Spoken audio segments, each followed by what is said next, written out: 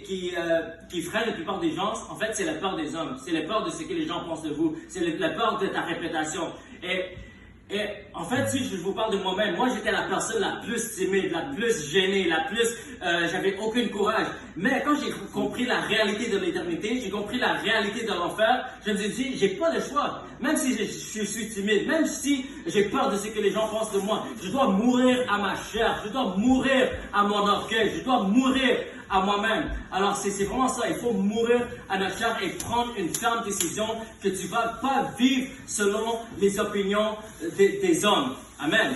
Tu vas être une lumière pour Jésus-Christ. Il faut absolument briser la peur des hommes.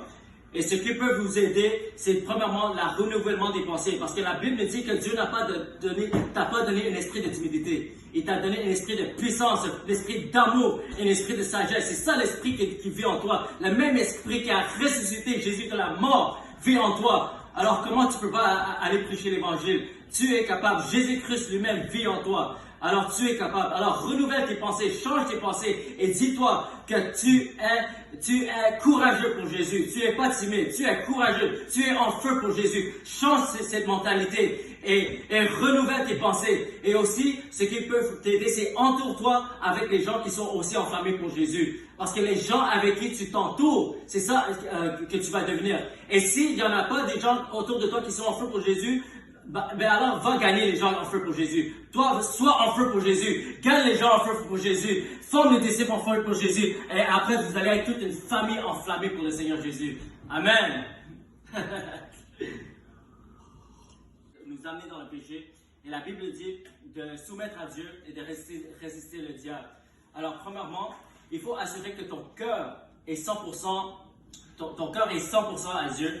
D'abord, tu te réponds de tous tes péchés. Et tu demandes Dieu de te remplir avec son esprit, avec sa puissance, afin de résister le péché et vivre dans la sanctification.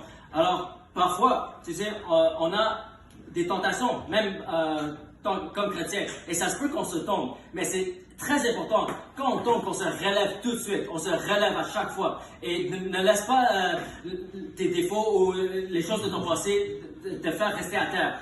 Amen.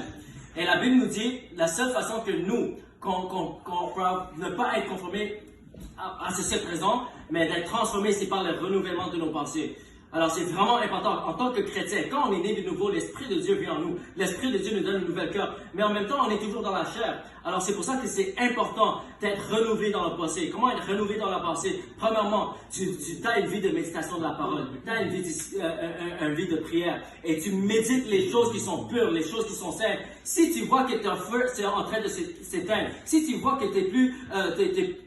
tu commences à tomber dans le péché, examine ce que tu regardes, examine ce qui rentre dans tes oreilles, examine ce qui rentre dans tes yeux, examine les gens qui sont autour de toi, examine, et tu vas voir que Dieu va te révéler les choses que tu dois te débarrasser. Peut-être c'est le Netflix, peut-être c'est le YouTube, peut-être c'est même le Instagram. Amen. C'est toutes les choses qui font le contraire de la parole de Dieu. Parce que la parole de Dieu, c'est pour renouveler nos pensées. Alors il faut garder nos yeux, nos oreilles, notre âme dans la parole de Dieu.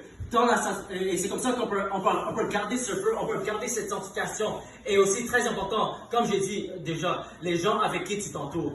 Les gens, si tu es entouré avec des gens qui sont en feu pour Jésus, tu n'as aucune chance d'être en feu pour Jésus. Si tu t'entoures avec des gens qui ne sont pas en feu pour Jésus, qui vivent dans le péché, après un moment, toi aussi tu vas tomber dans les péchés et dans ce mode de vie. Amen.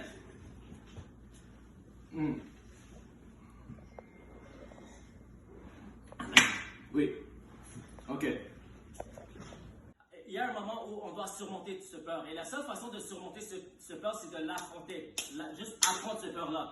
Alors, après un moment, j'ai commencé à aller prier pour les malades, j'ai commencé à voir les guérisons et j'ai commencé à partager aux gens dans la rue. Après, quand tu es confortable avec un méthode d'évangélisation, là, Dieu peut t'amener à un autre niveau. Dieu peut amener sortir hors de ta zone de confort. Et une autre manière que j'ai commencé à faire, je me suis dit, j'ai des voisins qui vivent à côté de moi et eux, ils ne connaissent pas Jésus. Et eux, ils sont dans la chemin pour aller en enfer. Et moi qui ai la vérité, je dois leur partager l'évangile. Et c'était pas facile, mais j'ai décidé de mourir à ma chair. J'ai décidé de mourir à mon orgueil. Et j'ai commencé à cogner aux portes. J'ai commencé à cogner à mes portes. J'ai allé à porte à porte. Et beaucoup de gens m'ont rejeté, c'est vrai. Mais il y avait des gens qui ont commencé à donner leur vie à Jésus. Et j'ai commencé à former des disciples. Et après, je suis devenu confortable avec ça. Après ça, Dieu m'a commencé à me donner une autre stratégie, un autre niveau. Et c'est ça que la plupart des gens qui me suivent en ligne, ils voient que je prêche dehors à haute voix, avec le micro. Et ça c'était un autre niveau, un autre peur qu'il fallait que je surmonte, parce que ça, c'était pas facile pour moi non plus. Et au début, j'étais seul, je voyais personne d'autre qui le faisait. Alors, je suis parti au centre-ville, j'avais pas de micro, et j'avais peur, oui, mais j'ai décidé à mourir à ma chair. J'ai décidé d'affronter cette peur. Et j'ai juste ouvert ma bouche et j'ai commencé à prêcher l'évangile. J'ai commencé à dire Jésus vous aime, croyez en Jésus, afin que vous pouvez avoir la vie éternelle. Et la première fois que je l'ai fait, il y a 2 ans qu'ils ont donné leur vie à Jésus. Alléluia. Alors, c'est vraiment ça. Toutes les stratégies sont des bonnes méthodes. Et il faut juste oser. Il faut juste affronter cette peur. Et il faut juste sortir hors de ta zone de confort. Et Dieu va t'utiliser puissamment pour gagner les âmes au Seigneur. Amen. Dieu peut enlever ce désir d'évangéliser parce que tu auras trop honte. Mais laisse-moi te dire que quand tu te répands, quand tu demandes à Dieu pardon, Dieu te pardonne et n'oublie même pas ce que tu as fait hier. Mais parfois les gens, quand ils se répandent, ils n'ont pas foi que Dieu les a pardonnés. Alors ils se disent qu'ils ne sont pas assez dignes pour aller prêcher l'évangile. Mais la réalité est que personne parmi nous est digne, en fait. Personne parmi nous est assez bon. Personne parmi nous mérite d'être utilisé par Dieu. Mais laisse-moi te dire quelque chose. Jésus, il mérite le maximum d'âmes possible. Jésus a payé le prix pour tous les gens sur la terre afin qu'ils peuvent être pardonnés. Alors c'est à nous à donner à Jésus ce qu'il mérite. C'est vrai que toi, tu ne mérites pas. Tu ne mérites pas être utilisé par Dieu. Mais Jésus mérite que toi, tu sois utilisé par lui pour gagner le maximum d'âmes possible. Alors, si tu as toujours ce sentiment de culpabilité, cet esprit de culpabilité, laisse-moi te dire qu'il n'y a plus de condamnation à ceux qui sont en Jésus-Christ. Alors, tant que tu te répands, tu demandes Dieu pardon, relève-toi, marche dans la sanctification et va prêcher l'évangile, gagne les âmes, forme les disciples et laisse pas ton passé te freiner. Laisse pas ton passé fermer ta bouche. Quand tu es sanctifié, quand tu es purifié, tu es juste devant le Seigneur et tu es qualifié pour être utilisé par Dieu pour gagner les autres à Christ. Amen. À Jésus. Alléluia. Toi-même, tu dois être quelqu'un qui suit le Seigneur et aussi qui est sous l'autorité. Parce que comment toi, tu peux demander à quelqu'un pour te suivre si toi-même, tu n'es pas capable de suivre un autre? Parce qu'en fait, tu vas juste multiplier toi-même. En fait, si toi, tu es trop orgueilleux pour être un disciple, toi, tes disciples vont être trop orgueilleux pour être tes disciples. Alléluia. Alors, premièrement, toi, tu dois être un modèle. Tu dois être un modèle pour le Seigneur. Tu dois avoir l'humilité parce que Jésus a dit, le plus grand, c'est celui qui sert. Alors, tu dois avoir cet esprit d'humilité d'abord. Et deuxièmement, tu dois être un modèle, quelqu'un qui suit réellement le Seigneur Jésus.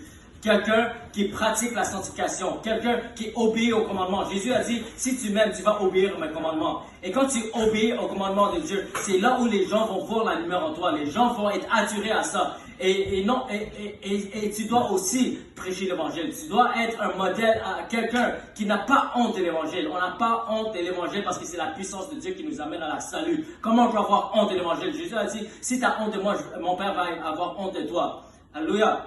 Alors, on doit être obéissant à Dieu, on doit être des disciples de Jésus, on doit obéir les commandements, on doit prêcher l'évangile et c'est comme ça qu'on doit former des disciples. Quand les gens voient quelqu'un qui prêche l'évangile, qui aime Jésus, qui guérit le malade, qui chasse les démons, qui forme les disciples, ça attire les gens. Et quand les gens voient une lumière, les disciples on n'a même pas besoin de forcer en fait. On n'a pas besoin de forcer les gens à se soumettre à toi en fait. Les gens vont venir comme ça. Si tu brilles la lumière de Jésus, tu vas juste attirer les gens que tu vas pouvoir discipliner et former.